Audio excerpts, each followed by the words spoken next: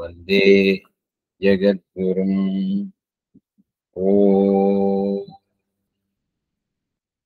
ओम नमो भगवते वासुदेवाय। ओम नमो भगवते वासुदेवाय। ओम नमो भगवते वासुदेवाय। ओम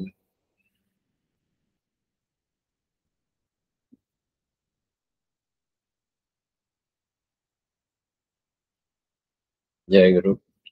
अंदरिकी नमस्कारम। వెల్కమ్ ఆల్ ఫర్ టుడేస్ సత్సంగం. భగవద్గీత మనం 6వ అధ్యాయం ఆత్మ సంయమ యోగం, ఆత్మయోగం చూస్తూ ఉన్నాము. దీంట్లో మళ్ళీ ఇవాళ 1 or 2 శ్లోకాలు చూసేటువంటి ప్రయత్నం చేద్దాము. ఓం శ్రీ పరమాత్మనే నమః. ఓం శ్రీకృష్ణ పరబ్రహ్మణే నమః. అథ షష్ఠోऽధ్యాయః ఆత్మ సంయమ యోగః. శ్రీ భగవానువాచ. 31వ శ్లోకము 31st verse విల్సి 6వ అధ్యాయము 31వ శ్లోకము. సర్వభూతస్థితం యో మాం భజత్యేకత్వమాస్థితః సర్వదా వర్తమానోసి సయోగి మయి వర్తతే. శ్రీకృష్ణ భగవానుడు చెప్తున్నాడు. శ్రీ భగవాను వాచ. ఏం చెప్తున్నారు ఈ శ్లోకంలో? సర్వభూత స్థితం యః మాం భజతి ఏకత్వం ఆస్థితః. సర్వభూత స్థితం యో మాం భజత్యేకత్వమాస్థితః సర్వదా వర్తమానోసి. సర్వదా వర్తమానోపి అపి సర్వదా వర్తమానోపి సయోగి మయి వర్తతే.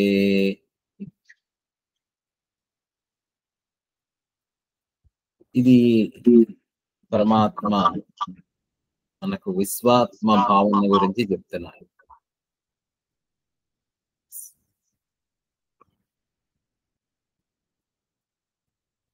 మ్యూట్ చేశాను. ఓకే. పరమాత్మ మనకు ఈశ్వర సాక్షాత్కారము, విశ్వాత్మ భావన, లేకపోతే విశ్వాత్మ దర్శనము, సర్వమునందు ఈశ్వరుని దర్శించుట అనేటువంటి తత్వరహస్యాన్ని వివరించారు అంతకుముందు శ్లోకంలో కూడా. విశ్వాత్మ భావన అంటే సమస్తమును తనయందు లేదా ఈశ్వర స్వరూపముగా దర్శించుట అనేటువంటి విషయాన్ని చెప్పారు. 30వ శ్లోకంలో కూడా దాని గురించి చాలా చింతన చేశాము, దాని గురించి ఆలోచించాము, దాని గురించి ధ్యానం కూడా చేశాము. ఆ శ్లోకంలో పరమాత్మ ఏం చెప్పారు? యోమాం పశ్యతి సర్వత్ర సర్వంచ మయి పశ్యతి తస్యాహం న ప్రణశ్యామి సచమేన ప్రణశ్యతి. యోమాం పశ్యతి సర్వత్ర, ఎవరైతే సర్వమునందు నన్ను చూచును. పశ్యతి సర్వత్ర మాం, నన్ను సర్వమునందు అంతటా సమస్తమునందు విశ్వాత్మ భావన, విశ్వాత్మమును ఈశ్వర స్వరూపముగా భావించడం. ఈశ్వరుడే సర్వముగా ఉన్నాడు, జగత్తుగా ఉన్నాడు, సృష్టిగా ఉన్నాడు, అంతటా ఉన్నాడు, అన్నిటా ఉన్నాడు. యోమాం పశ్యతి సర్వత్ర సర్వంచ మయి పశ్యతి. అలాగే మరియు సర్వమును నా యందు చూచున, భగవంతుని యందు చూచున. అంటే ఉన్నది ఒకటే తత్వం అయినప్పుడు అంతా ఈశ్వరుడే. విశ్వాత్మ భావన లేదా విశ్వాత్మ దర్శనము, అదే ఏకాత్మ భావన, అదే ఈశ్వర సాక్షాత్కారము అనేటువంటి దాన్ని చెప్పి ఉన్నారు, తెలియజేశారు. అయితే దాని ఫలం ఏంటి? అది చూడడం వల్ల ఏమిటి సిద్ధించుకుంటాం? మనం ఎప్పుడు కూడా ఈశ్వర సాక్షాత్కారము, భగవత్ సాక్షాత్కారం గురించి మాట్లాడితే మనం మాట్లాడేది ఏంటి అంటే ఎప్పుడు కూడా ముక్తి, మోక్షము గురించి మాట్లాడతాం. ఆ ముక్తి, మోక్షము ఎలా ఉంటుంది? దాని ఫలం ఏమిటి? ఆ విశ్వాత్మ దర్శనం యొక్క ఫలం ఏంటి? ఆ మోక్షం అంటే ఏమిటి? అనేటువంటి దాన్ని ఇంకొంచెం దాన్ని వివరించేటువంటి ప్రయత్నం. This is all an experiential science అని చెప్పి అనుకున్నాం. సో, ఈ శ్లోకంలో పరమాత్మ ఏం చెప్తున్నారు? సర్వదా వర్తమానోపి సయోగి మయి వర్తతే. మయి వర్తతే. ఎవరు? ఏ యోగి? సయోగి. అయోగి. ఎవరైతే యహ అన్నారు. సర్వభూత స్థితం యో మాం భజతి ఏకత్వం ఆస్థితః. యహ ఎవరైతే, ఏ పురుషుడైతే, ఏ యోగి అయితే, యో మాం భజతి సర్వభూత స్థితం యహ. అక్కడ వచ్చింది కదా, సర్వభూత స్థితం యహ. యహ అంటే ఏ యోగి అయితే, ఎవరైతే. ఏ యోగి? అంతకు ముందు చెప్పినటువంటి అంతటా చూసేటువంటి, అంతటా ఈశ్వర దర్శనం చేసేటువంటి యోగి. సో ఆ యోగి ఎవరైతే ఏకత్వం ఆస్థితః, యో మాం భజతి ఏకత్వం ఆస్థితః, ఏకత్వ భావనను ఆశ్రయించినటువంటి వాడు. ఏకత్వము అనంటే అభేద దృష్టి కలిగినటువంటి వాడు. అంటే రెండుగా చూడడు, ద్వంద్వం లేదు, నో డ్యుయాలిటీ. డ్యుయాలిటీ అనేటువంటిది వానిష్ అయిపోయింది, ద్వంద్వములకు అతీతం అయిపోయింది. సో ఆ యోగి ఎవరైతే మాం అంటే పరమాత్మను, ఈశ్వరుణ్ణి అని అనుకున్నాం. సో ఎవరైతే యోగి ఆ ఏకత్వ భావనను ఆశ్రయించినటువంటి వాడై, అంటే భగవంతుని యందు ఏకీభావ స్థితుడై, సర్వభూత స్థితం. ఎక్కడున్నాడు ఆ పరమాత్మ? ఆ ఈశ్వర దర్శనం ఎలా జరిగింది అనంటే ఏం చెప్తున్నారు? సర్వభూత స్థితం మాం, సకల ప్రాణులయందు ఉండేటువంటి నన్ను, సకల ప్రాణులయందు ఉండేటువంటి ఈశ్వరుని. అంటే who is anchored in the divine. భగవంతునిలో, భగవంతునితో స్థితి పొందినటువంటి వాడు, భగవద్ దర్శనం పొందినటువంటి వాడు. ఇవన్నీ చూద్దాం మళ్ళీ. Will contemplate on that. What should be the vision, how we have to be one with that consciousness. అసలు why there is division, why there is duality, దీని గురించి మనం నిరంతరం చింతన చేస్తున్నాము. మళ్ళీ ఈ శ్లోకంలో కూడా పరమాత్మ మళ్ళీ మనని ఆ ఆ ఏకత్వ స్థితిని అనుభవపూర్వకంగా తెలియజేసేటువంటి ప్రయత్నం చేస్తున్నారు. ఏకత్వం ఆస్థితః సర్వభూత స్థితం మాం. ఆ ఏకత్వ భావనను పొందినటువంటి యోగి, ఆశ్రయించినటువంటి యోగి, అంటే అభేద దృష్టి కలిగినటువంటి యోగి. అన్ని భూతములలో ఉండేటువంటి మాం, సర్వభూత స్థితం మాం, ప్రాణులయందుండేటువంటి నన్ను, సకల భూతములయందు ఎలా ఉన్నాడు పరమాత్మ? ఏ రూపంగా ఉన్నాడు? ఆత్మ రూపముగా ఉన్నాడు.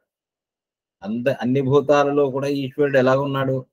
ఏ రూపంగా ఉన్నాడు అంటే మనం చూస్తున్నాం, సచ్చిత్ రూపంగా ఉన్నాడు.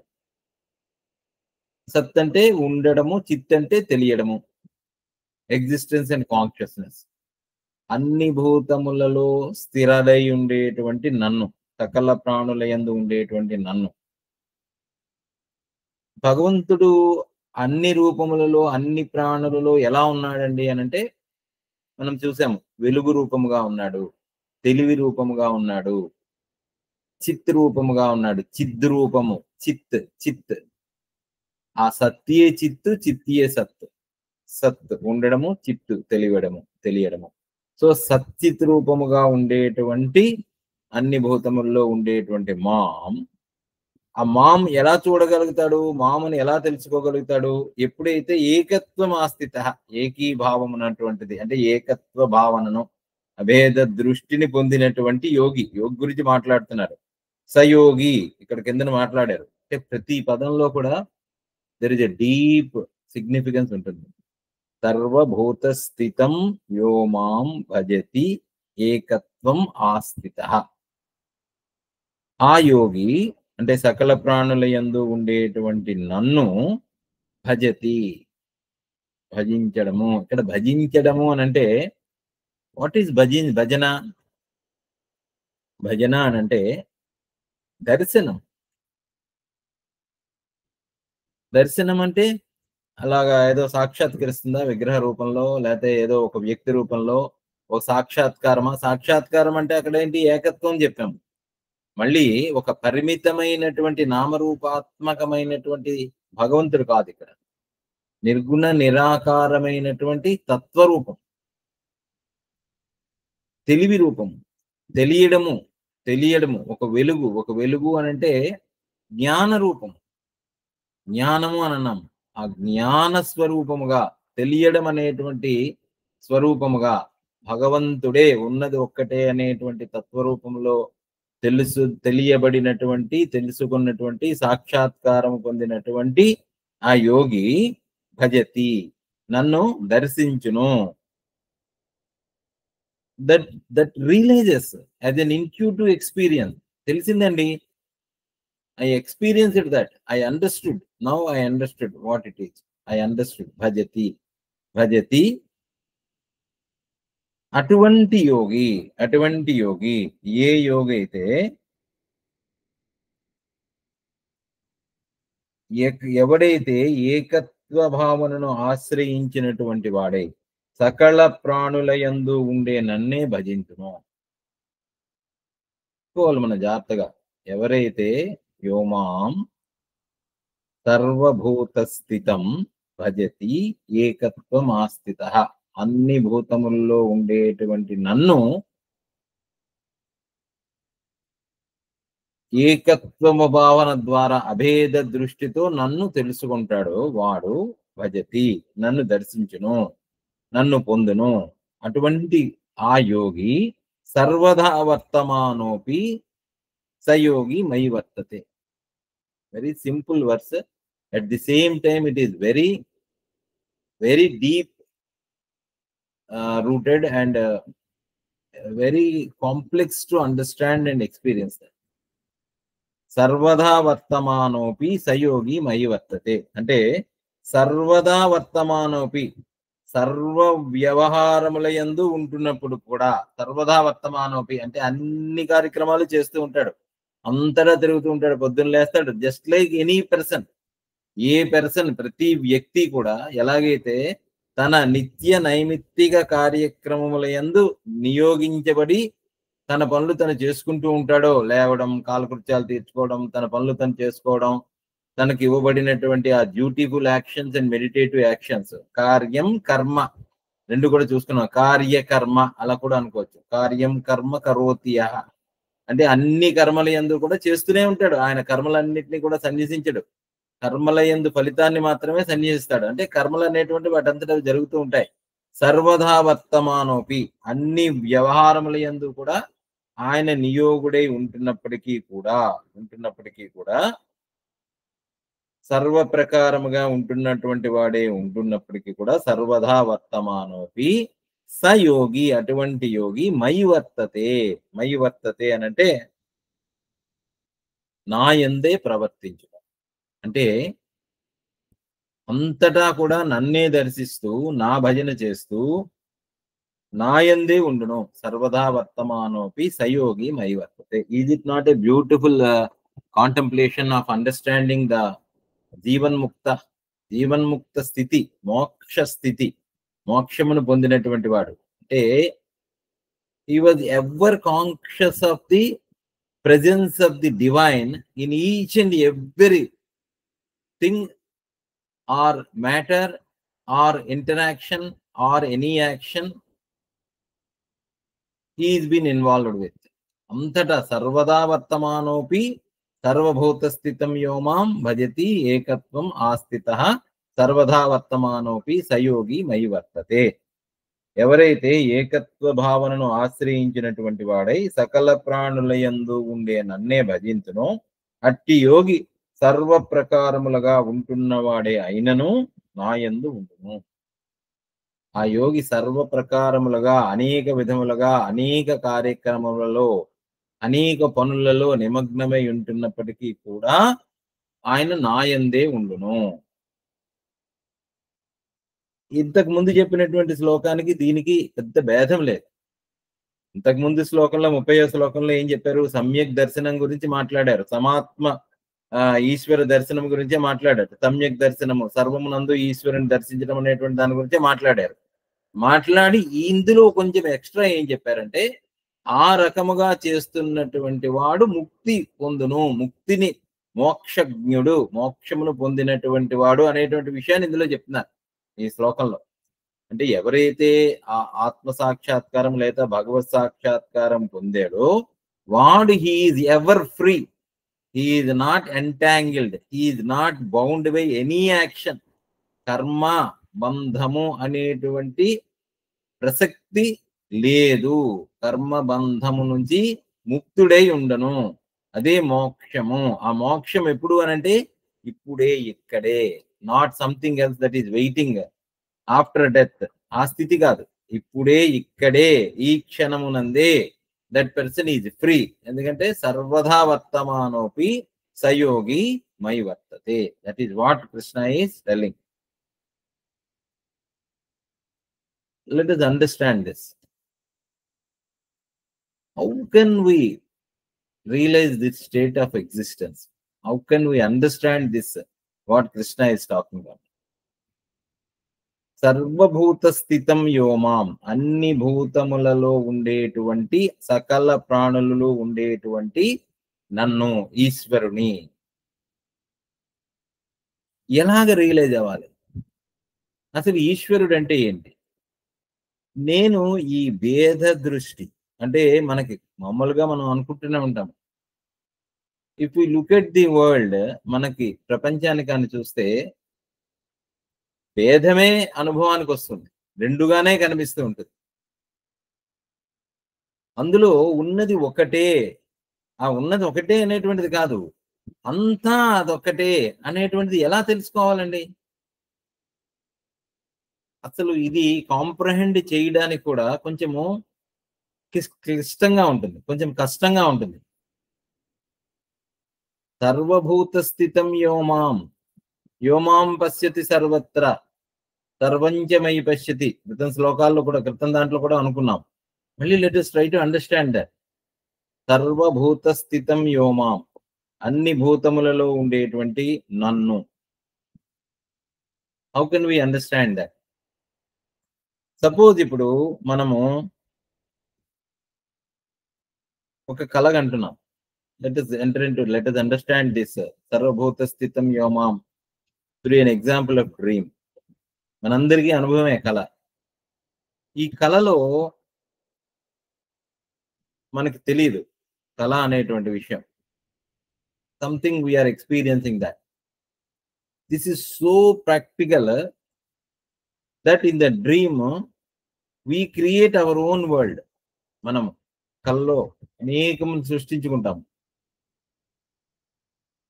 ఆ కళలో అనేక మంది మనుషులు ఉంటారు, అనేక మంది పర్వతాలు, నదులు, సృష్టి, ఆ ప్రకృతి, విమానాలు, జలపాతాలు, కొండలు, ఇంక ఒకటేమిటి అన్ని అనేకమైనటువంటి సృష్టి ఉంటుంది.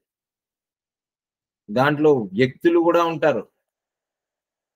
అసలు అసలు అది ఒక డ్రీమ్ వరల్డ్కి వెళ్తే that itself, that is a jagat. There is no distinction in that. Everyone can have their own dream. Like జనకుడు కళ చాలా ఫేమస్. జనకుడు తన కళలో తను ఒక బిచ్చగాడిగా కలగనడం, ఆహారం లేక ఆయన అలాగా పక్క ఊర్లో అన్నం పెడుతున్నారంటే అక్కడికి వెళ్ళడం, అక్కడికి వెళ్ళి ఈయన ముందు చాలా పెద్ద క్యూ ఉండడం. జనకుడు ఆ బిచ్చగాడిగా కళలో ఉంటాడు, అలా వెళ్తూ ఉంటాడు, ఆహారం కోసం ఆయన వెంపర్లాడుతూ ఉంటాడు. Just think on that coolly, calmly. Let us not be in a haste to understand that. ఆ జనకుడి కళ చాలా చెప్తారు పెద్దవాళ్ళందరూ, మహాత్ములందరూ కూడా.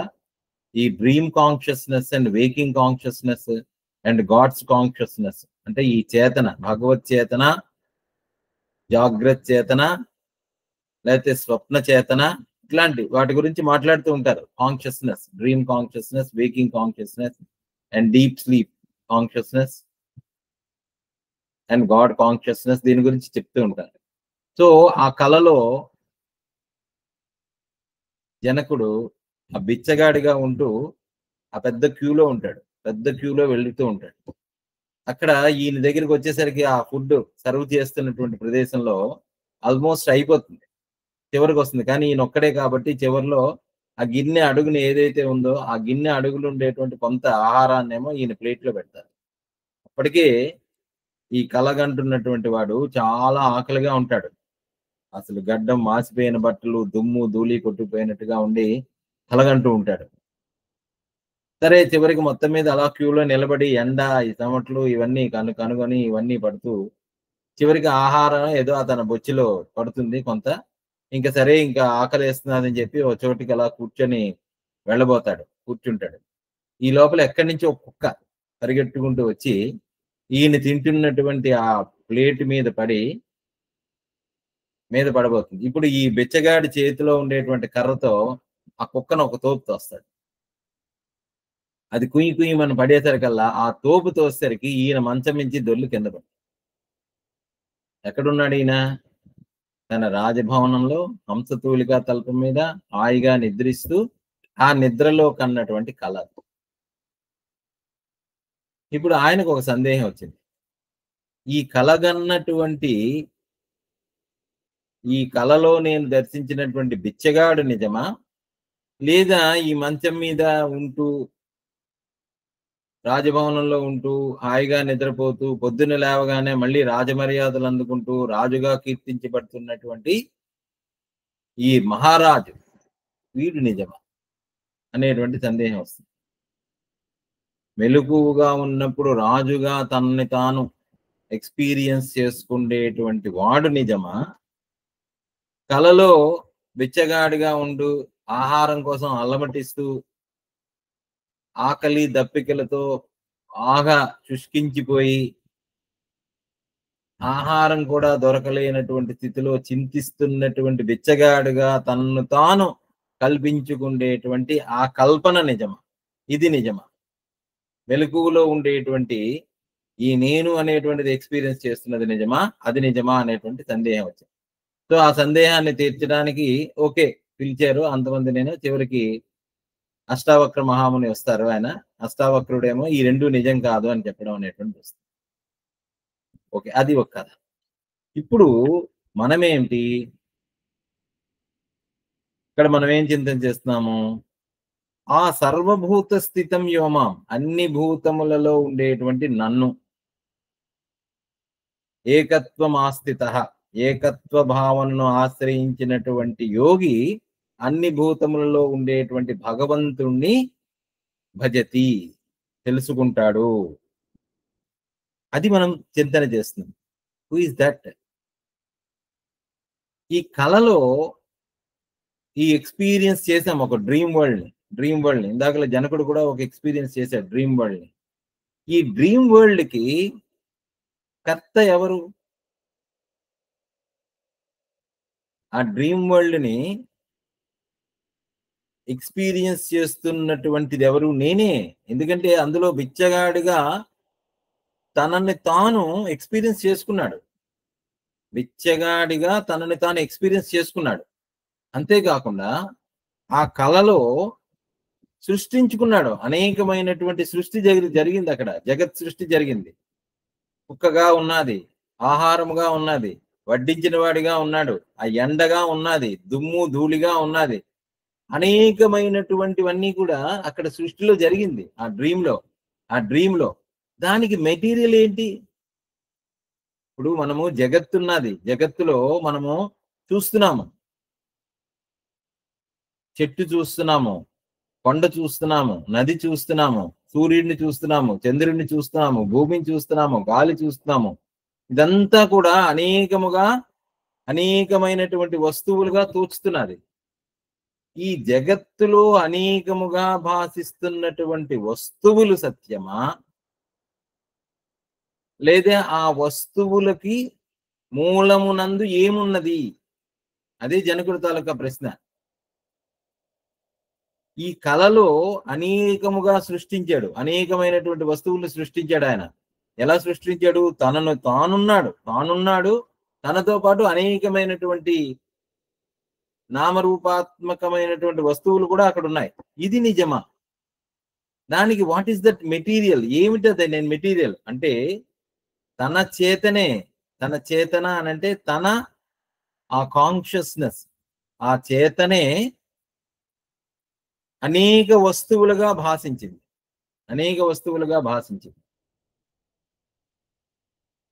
కొంచెం ఇంకా దీని ఇంకా అర్థం కావట్లేదండి. ఎందుకంటే కళ మనకి ఎక్స్పీరియన్స్ ఉంది. కళలో అనేకమైనటువంటి వస్తువులను మనం సృష్టించాం. అక్కడ కూడా బిచ్చగాడు తనే సృష్టించుకున్నాడు, ఆ బొచ్చె తనే సృష్టించుకున్నది, ఆ దుమ్ము ధూళి ఎండ కూడా తనే సృష్టించుకున్నది. తన సృష్టికి మూలమునందు ఏమిటున్నది? తన చేతనే, తన consciousness. That consciousness is transformed into different materials. అనేకముగా గోచరించింది. ఆ గోచరంతో పాటు తను కూడా అందులోనే ఉన్నాడు.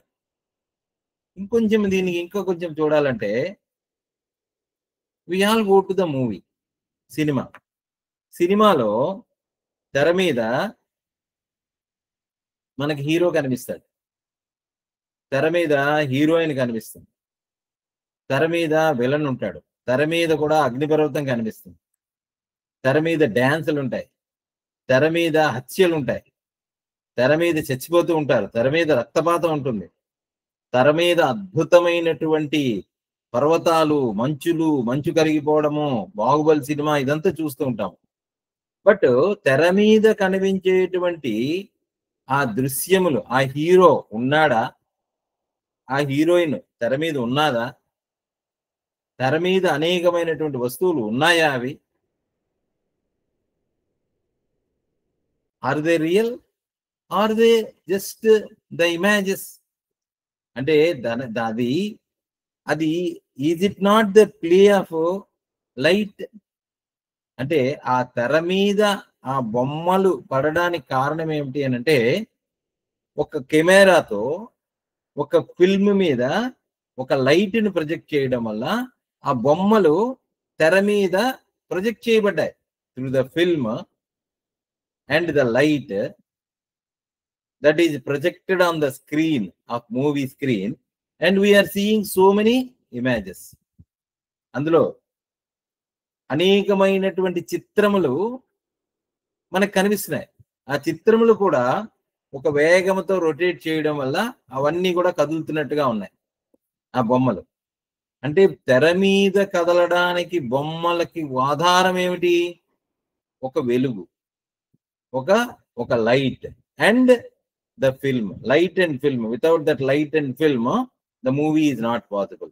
Similarly, when you come to the dream, ఈ డ్రీమ్ లో మన కళలో మనం కూడా అనేకమైనటువంటి బొమ్మలు చూస్తున్నాం, మన మనోఫలకం మీద అనేకమైనటువంటి చూస్తున్నాం. కానీ ఈ కళలో బొమ్మలు అనేటువంటి విషయం కళలో ఉన్నప్పుడు మనకు అర్థం కావట్లేదు.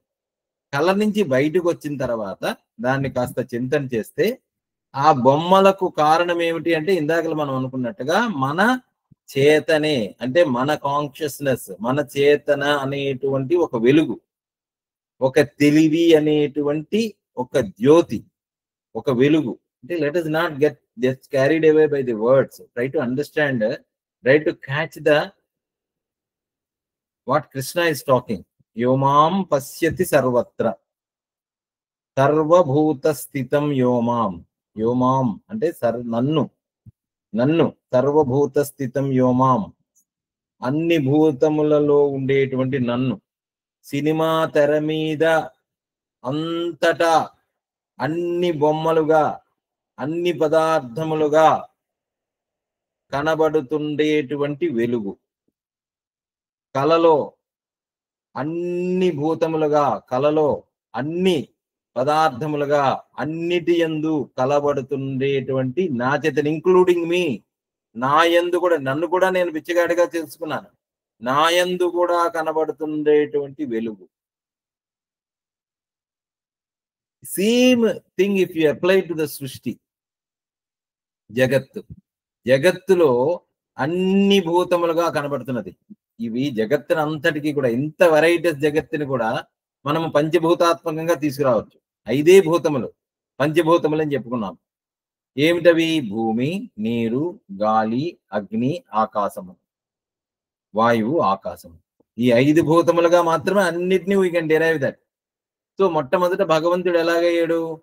ఆ భగవంతుని తాలూకా చైతన్యము మాం, సర్వభూత స్థితం మాం యో మాం, అన్ని భూతముల యందు ఉండేటువంటి పంచభూతాత్మకమైనటువంటి నన్ను.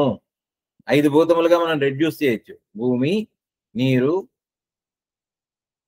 గాలి లేదా వాయువు, లేదా తేజస్సు, లేదా అగ్ని, ఆకాశము. ఈ పంచభూతాత్మకమైనటువంటి ఆ తత్వము, అదే భిన్నా ప్రకృతి, అష్టవిధములైనటువంటి ప్రకృతి. ఏమిటది? మళ్ళీ అహంకారము, భూమి, రాపో, అనలహ, వాయు, కం, మనో, బుద్ధి ఏవచ.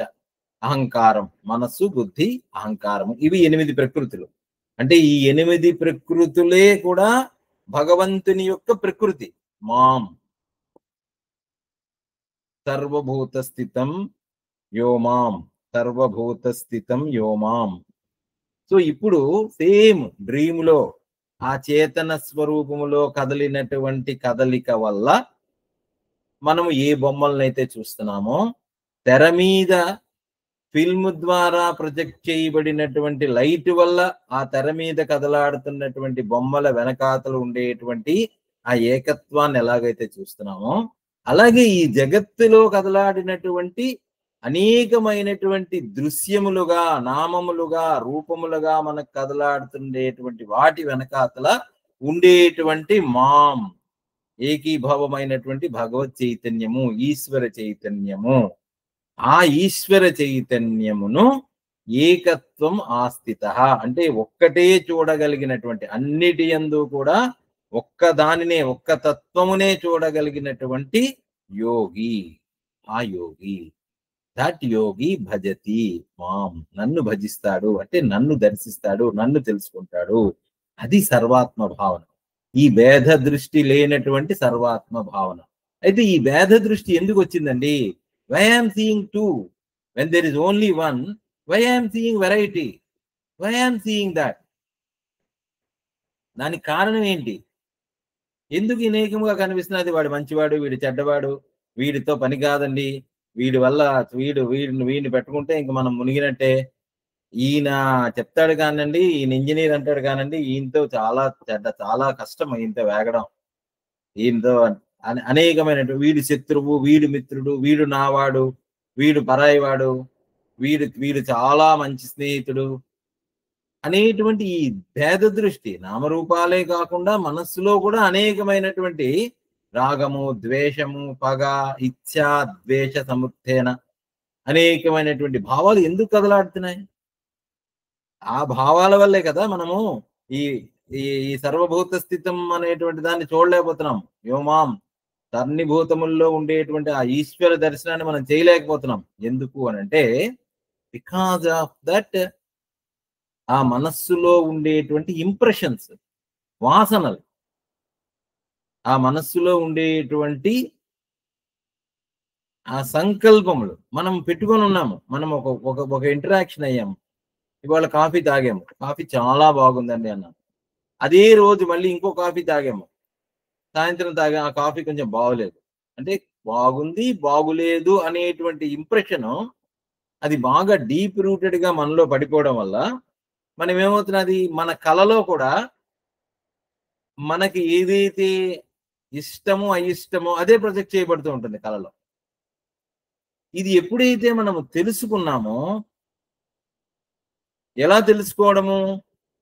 ఏకత్వం ఆస్థిత మాం, అన్నిటి యందు ఏకముతో ఉండి మార్పు లేకుండా ఉండేటువంటి తత్వమైనటువంటి ఆ వెలుగును దర్శించామో, అప్పుడు సర్వదా వర్తమానోపి సయోగి మై వర్తతే, అంతటా కూడా వర్తిస్తున్నప్పటికీ కూడా, అంటే అప్పుడు ఈ జ్ఞాని ఎప్పుడైతే ఈ జ్ఞాన దృష్టి వచ్చిందో, ఆ భేదభావం తొలగిపోయిందో, ఆ యోగి సయోగి అన్ని పనులు చేస్తూ ఉంటాడు. అన్ని పనులు చేస్తున్నప్పటికీ కూడా ఇంకా ఆయన ఏమీ చెయ్యనట్టే, ఆయన నా గురించే చేస్తున్నావు. సో మెలకువ తర్వాత ఎలాగైతే నిద్రలోంచి ఆ కలలోంచి లేచిన తర్వాత అబ్బే కల కదే, కలే కదా అది, అది నిజము కాదు అని ఎలాగైతే కొట్టిపడేస్తాడో, అలాగే ఈ జ్ఞానికి ఎప్పుడైతే మెలకువ వచ్చిందో, ఎప్పుడైతే తనని తాను దర్శించుకున్నాడో, సర్వమునందు ఉండేటువంటి ఒకటే వెలుగైనటువంటి ఆ ఈశ్వర తత్వాన్ని ఎప్పుడైతే పట్టుకున్నాడో, అప్పుడు ఆయన ఇంకా ఆ డిస్టింక్షన్ లేదు. సర్వభూత స్థితం, awake in God, united with God అనేటువంటి దాన్ని ఎప్పుడైతే తెలుసుకున్నాడో, ఎప్పుడైతే భజతి, భజతి అంటే భజన ఎలాగా, రామ్ రామ్ సీతారాం, రామ్ రామ్ సీతారాం, ఫైన్. అది మనస్సు ఏమవుతుందంటే కామ్ డౌన్ అవుతుంది. ఎప్పుడైతే మనస్సు కామ్ అయిందో, ఆ మనస్సులో ఉండేటువంటి ఇంప్రెషన్స్ అన్ని కూడా కరిగిపోతాయి. ఆ రాగద్వేషాలన్నీ కూడా కరిగిపోతాయి. అన్నీ దాంట్లో కలిసిపోతాయి. ఆ భజనలో కలిసిపోతాయి. ఆ భజన అనేటువంటి దాని ఏంటవుతుందంటే అది నిశ్శబ్దంలో మెర్జ్ అయిపోతుంది. ఆ నిశ్శబ్దంలో మెర్జ్ అయిపోయినప్పుడు ఆ నిశ్శబ్దము నుంచి పుట్టినటువంటి శబ్దము ఎలా ఉంటుంది అనంటే సర్వాత్మ భావనగా ఉంటుంది. ఆ డిస్టింక్షను, ఆ డిఫరెన్షియేషను, ఆ భేద దృష్టి అంతా కూడా కరిగిపోతుంది. అది. అది అది యోగి.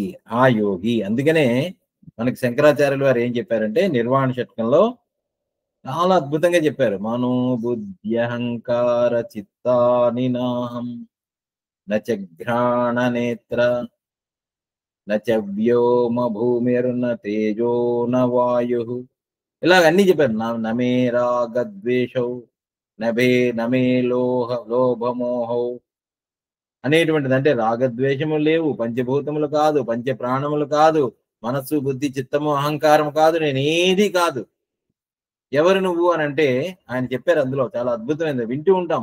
నిర్వాణ షట్కం, నిర్వాణ షట్కం వింటూ మెడిటేట్ చేసి దాని భావం మీద దాంట్లో మెడిటేట్ చేస్తూ దాంట్లో కానీ మెర్జ్ అయిపోతే ఆ సర్వాత్మ భావం యోమాం పశ్యతి సర్వత్ర అనేటువంటిది అర్థమైపోతుంది మనకి. అహం నిర్వికల్పో, చివరికి ఎవరు నువ్వు అని అంటే అహం నిర్వికల్పో నిరాకార రూప విభుర్వ్యాప్య సర్వత్ర సర్వేంద్రియాణం నచాసంగతం నైవ ముక్తిర్నమేయ. అక్కడ ముక్తి లేదు, అక్కడ లిమిటేషన్స్ లేవు, ఉండడమే. ముక్తిర్నమేయ చిదానంద రూప శివోహం శివోహం చిదానంద రూప శివోహం శివోహం. ఎవరు నువ్వు అనంటే హూయామై చిదానంద రూప సచ్చిదానంద స్వరూపం, చిత్ ఆనంద స్వరూపం, సచ్చిత్ ఆనంద స్వరూపం. ఉండడము, తెలియడము, ఆనందము అదే ఉన్నది. సర్వదా వర్తమానోపి సయోగి మై వర్తతే. శివోహం శివోహం శివోహం. ఇది పరమాత్మ ఈ శ్లోకంలో మనకి ఆ విశ్వాత్మ భావన, ఆ మోక్షమును, విడివడి ఉండడము, బంధ రహితమైనటువంటి ఆ స్థితి, ఆ సామ్రాజ్యము, భగవత్ సామ్రాజ్యము భజతి, పొందుతాడు, ఉంటాడు, తెలుసుకుంటాడు అనేటువంటి విషయాన్ని చెప్పారు. ఇంకొంచెం అడ్వాన్స్డ్ ఇది కాక ఇంకొక విషయాన్ని చెప్తున్నారు. పరమయోగి ఎలా ఉంటాడు? యోగము గురించే మాట్లాడుతున్నారు. యోగము అని అంటే ఇక్కడ వేదాంత పరములో కలయిక, మెర్జెన్స్, ఆ జీవాత్మ పరమాత్మల తాలూకా కలయిక, అభేదము, దాని గురించే మాట్లాడుతున్నారు. జీవాత్మకే జనన మరణాలు ఉంటాయి, ఆత్మకు మరణం లేదు, ఆత్మకు పుట్టుక లేదు. ఆ ఆత్మే పరమాత్మ, అదే ఈశ్వర సాక్షాత్కారం. ఆత్మ సాక్షాత్కారమే భగవత్ సాక్షాత్కారం. ఆ యోగి ఇంకా ఇంకా ఆ స్థితి ఎలాగుంటుంది అని అంటే ఆ పరమ యోగి గురించి తర్వాత శ్లోకంలో చెప్తున్నారు. అది కూడా చూద్దాము. Then will meditate. దాన్ని కూడా చూద్దాం. సో ఏం చెప్తున్నారు తర్వాత శ్లోకంలో? 31వ వర్స్. 31 చూసాము, 32. సో 32వ శ్లోకంలో 6వ అధ్యాయంలో ఏం చెప్తున్నారు? ఆత్మౌపమ్యేన సర్వత్ర సమం పశ్యతి యోర్జున సుఖం వా యది వా దుఃఖం సయోగి పరమో మతః. ఈ పరమయోగి ఎవరండి? ఉత్కృష్టమైనటువంటి యోగి ఎవరు? పరమో మత, పరమో యోగి, పరమమైనటువంటి యోగి, ఉత్కృష్టమైనటువంటి యోగి. యోగం గురించి చెప్పారు, ముక్తి పొందినటువంటి ముక్తుడి గురించి చెప్పారు. ఇంకా ఆయన ఎంత చెప్పినా కూడా ఆ తత్వం అర్జునుడికి మనకు అర్థం కావట్లే. How is it possible? It is not, we're not able to understand. ఇంకా చెప్తున్నారు, how can you tell it in some experiential manner. ఎలా ఉంటాడు, ఎలా బిహేవ్ చేస్తాడు? 2వ అధ్యాయంలో మొదలైంది. 2వ అధ్యాయంలో అర్జునుడి సందేహం మొదలైంది. ఆ యోగి గురించి చెప్పారు ఆయన. స్థితప్రజ్ఞుడి గురించి చెప్పారు, స్థితప్రజ్ఞ లక్షణాల గురించి చెప్పారు. అడిగాడు అర్జునుడు, ఎలా ఉంటాడు స్థితప్రజ్ఞుడు, ఎలా మాట్లాడతాడు, ఎలా కూర్చుంటాడు అంటే అక్కడ చెప్పారు. 15-16 శ్లోకాలు చెప్పారు. దుఃఖేషు అనుద్విగ్నమనాః, సుఖేషు విగత స్పృహ, వీతరాగ భయక్రోధ అనేటువంటి చాలా విషయాలు చెప్పారు. అయినా కూడా ప్రతి శ్లోకము కూడా, ఇప్పుడు 2వ అధ్యాయం మొదలుకొని మనం 6వ అధ్యాయం వరకు వచ్చాము. ఆ తత్వాన్నే వివరించి చెప్తున్నారు. ఇంకా still he want to give clarity to Arjuna, to all of us. ఇంకా ఏం చెప్తున్నారు? ఆత్మౌపమ్యేన సర్వత్ర సమం పశ్యతి అర్జున. ఆత్మౌపమ్యేన, హే అర్జున, ఆత్మౌపమ్యేన అంటే తన వలే. ఆత్మౌపమ్యేన దేనితో పోలిక పెట్టారు అని అంటే, సర్వమును తన వలే. తను ఇప్పుడు నేననేటువంటిది నాకు ఎక్స్పీరియన్స్ ఉంది కదా, నేనే ఎక్స్పీరియన్స్ అవ్వట్లేదండి అంటామా? That is a fundamental experience. నన్ను నేనైతే ఎక్స్పీరియన్స్ చేస్తున్నాను కదా. నేను మాట్లాడుతున్నాను, నేను వింటున్నాను, నేను తింటున్నాను, నేను చూస్తున్నాను, నాకు ఇది బాగుంది, నాకు ఇది బాగులేదు, నాకు ఇది నచ్చింది, నాకు నచ్చలేదు, నాకు బాధగా ఉంది, నాకు సుఖంగా ఉంది అనేటువంటి తన ఎక్స్పీరియన్స్ తనకు ఉంది కదా. అవే నీ ఎక్స్పీరియన్స్ నాకు తెలియదండి అంటే, బట్ నీ ఎక్స్పీరియన్స్ నీకుంది కదా. ఆత్మోపమ్యేన, తన తోడి పోలిక. ఇంక అర్థం కాదని చెప్పి మనకి ఏం చెప్తున్నారంటే, నీ ఎక్స్పీరియన్స్ నీకుంది కదా, నీ పోలికతో జగత్తుని చూడు. What is your experience of the world? What is your experience of the people? How do you, నీ ఫీలింగ్ ఎలా ఉంది? ఆత్మోపమ్యేన, నీ ఎక్స్పీరియన్స్ ఉంది కదా తనతో పాటు. నేను గిచ్చుకున్నానండి, నాకు గిచ్చుకుంటే నాకు నొప్పి పెడుతున్నదండి, నిప్పులో చెయ్యి పెట్టానండి, కాలుతున్నదండి. ఈ ఎక్స్పీరియన్స్ ఉంది కదా. అబ్బా ఏసీ వేసి కూర్చున్నానండి, హాయిగా ఉందండి, చల్లగా ఉందండి అనేటువంటి ఎక్స్పీరియన్స్ ఉంది కదా. తన ఎక్స్పీరియన్స్ తనకుంది. తన ఎక్స్పీరియన్స్ ఆత్మోపమ్యేన సర్వత్ర సమం పశ్యతి. ఈ యోగి, ఉత్కృష్టమైనటువంటి యోగి ఎవరంటే యోగి పరమో మత. ఎవరైతే సర్వత్ర అంతటా కూడా, అన్ని భూతముల యందు, సమస్తమైనటువంటి సృష్టి యందు కూడా, what ever interaction he makes, in what ever state, సర్వత్ర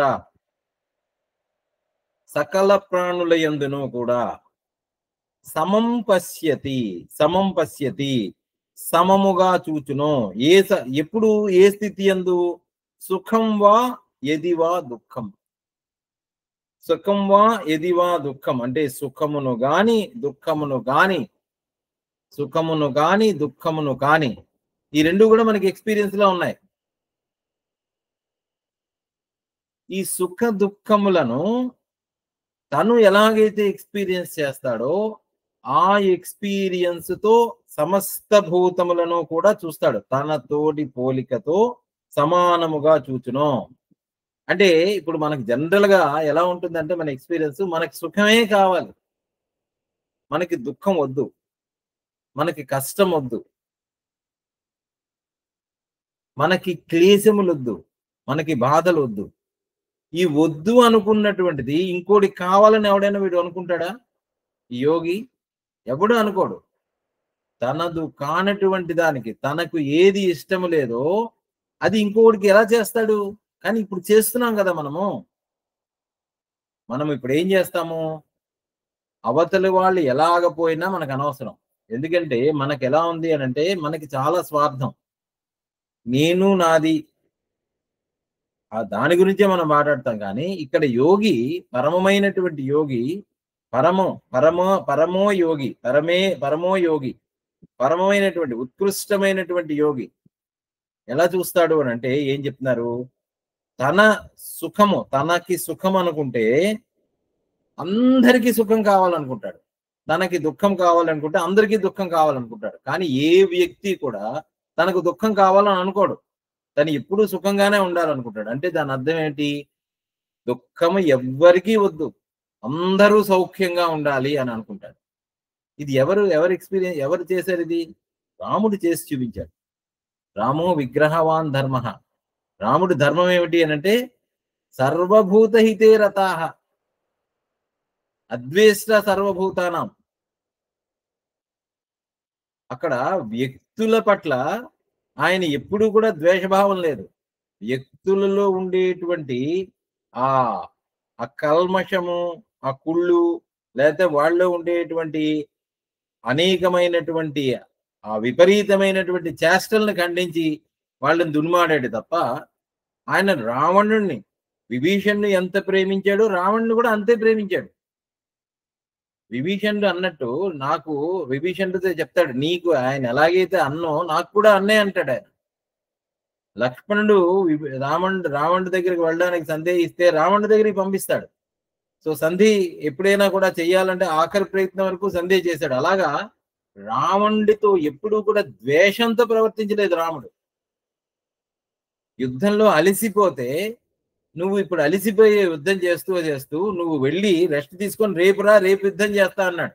అంతేగాని అలిసిపోయాను కదా, నీ పట్ల ద్వేషం ఉంది కాబట్టి నేను ఇప్పుడే చంపేస్తానని అనలేదు రాముడు. ఆయనకి ఇప్పుడు కూడా ద్వేషం లేదు. ఎందుకు అని అంటే తనకు ద్వేషం లేదు కదా, తనని తాను ఎప్పుడు ద్వేషించుకోడు. ఇది పరమయోగి. అంటే ఈ కథలన్నీ ఎలా వచ్చాయంటే ఆ కథలు ఈ తత్వాన్ని బోధించడానే మనకి రామాయణం వచ్చింది, భారతం వచ్చింది, భాగవతం వచ్చింది. భాగవతంలో ఉండేటువంటి కథల్లో కూడా ఇందాక చెప్పుకున్నట్టు సర్వభూత స్థితం యోమాం అనేటువంటిదే కృష్ణలీలగా ప్రదర్శించాడు ఆయన. తనే అనేక గోపాలకులు అయ్యాడు, తనే అతను గోవులు అయ్యాడు, తనే గోవర్ధన పర్వతం అయ్యాడు, అన్ని తానే అయ్యాడు. అది కూడా ఎప్పుడైనా చెప్పుకుందాం. లాస్ట్ టైం కూడా ఒక క్లాస్ లో కథ చెప్పుకున్నాం మనం. అలాగే ఇక్కడ కూడా ఆత్మౌపమ్యేన సర్వత్ర సమం పశ్యతి.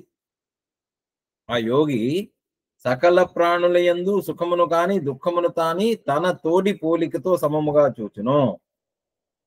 ఇక్కడ పోలిక అనేటువంటిది ఎక్కడ పెట్టుకున్నాము మనం అనుకున్నది? ఈ ఉపమానం అనేటువంటిది తానే స్వయముగా పోలిక, తనతో తానే. అంటే ఎందుకంటే తనకంటే జగత్తు వేరుగా లేదు.